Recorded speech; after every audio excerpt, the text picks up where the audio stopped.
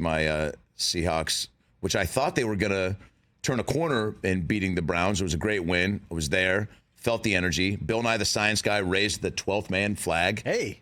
Which I feel like I got to be pretty close if we're getting Bill Nye to raise the flag. And that's no knock on Bill Nye. Bill Nye is the science guy, but I was like, I bet it'll be Marshawn today. Or it's like, because we were doing the throwbacks, right? We released the throwback jerseys. And those were amazing. Oh, they should be every Sunday. They're incredible. But you know, and Bill's a Seattle guy. I mean, would have thought, you know, even Largent would have been a cool choice. But anyway, we took care of business, and then last week, I don't know if you saw, but I did. Yeah, it was over early. It was over early. And look, any given Sunday, we got a new week. But man, I guess you know who you are when you play teams like that, right? When you play the Ravens like that. So Adam Ray's here, by the way, and I'm a Browns fan, by the way. Oh wow. So I that one was tough for me because the Browns should have won that game in Seattle. Yeah. What do you think of the blatant hold DK Metcalf on the game-winning touchdown by JSN, where he's literally lifting Martin Emerson's jersey off his shoulder pads? Is that they should have given it to Marshawn on the one? No, I mean, it's a mid-season game that may or may not factor at the end of the year. But he's literally ripping his jersey off. Yeah, I mean, it looked like a hold from my vantage point, but also, I don't know. It goes both ways. Yeah, of course it does. It could have. Of course it does. I feel like people are holding every play all the time. There's no way you can. The speeds and the strength that these guys are working with, there's no way anyone is taught, you know, I'm trying to harken back to my offensive line days of getting under and then... And keep your hands inside, you're going to get away with it. Right, totally. Hands inside, you're Hands inside, and you're not supposed to hold on a little bit. But it's like human nature, too, when you're supposed to be taught to try to drive and control a 320-pound whatever man, that if he starts to pull away, you're going to, no, wait, where are you going?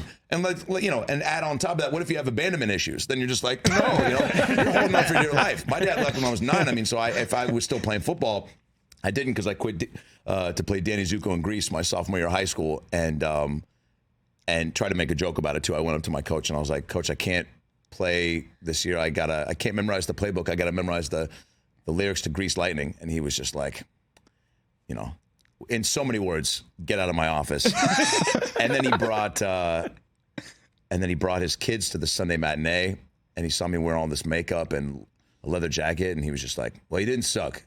I was like, thank you. Yeah. But shout out to Greg Tacone, Coach Tacone, threw a water bottle at a kid's head. But he, look, nobody's perfect.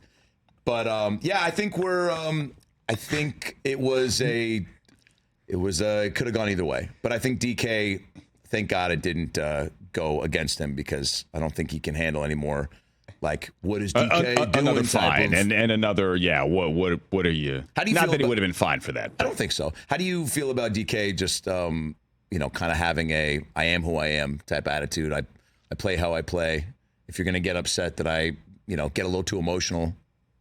I like DK. I think Pete, I love him. Pete and I would say the same thing probably, and I'm not putting words in Pete's mouth. I think he's pretty much already said this. In Pete's mouth, though. I've seen it. I read your blogs. Yeah, you cannot get cheap shot penalties like that week in, week out. Yeah. Because A, you're going to get fined, B, you're going to hurt the team. Yeah. Did you tell that to Pete? You could have, hold on, you guys, you and Bert, right? Man. So we're at practice. Bert Kreischer, the machine, a true human legend and rock star, asked me to come up and do the Climate Pledge Arena with him in Seattle.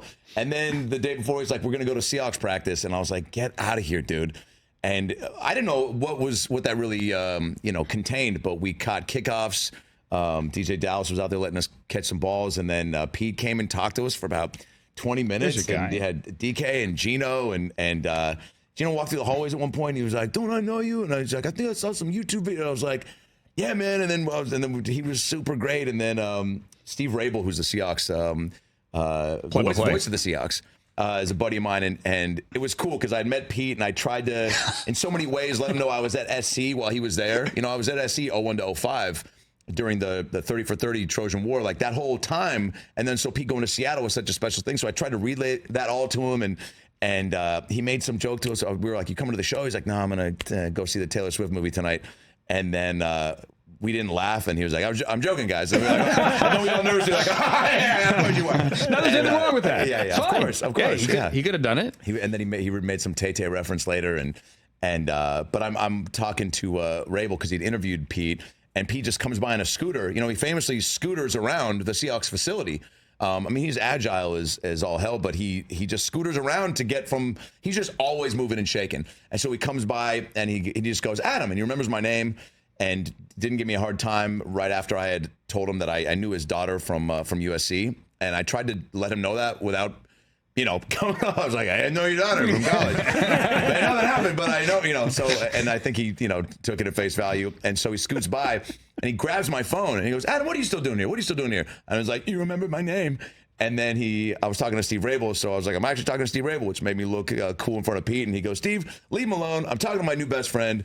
And then he hands me the phone back and scoots away. And I go, Pete, Steve has you as his desktop screensaver. And he goes, he should. See you, Adam. And skates away, like waving backwards. I mean, the guy just does it all. Catch the Rich Eisen Show every single day on the Roku channel, 12 to 3 Eastern, for free.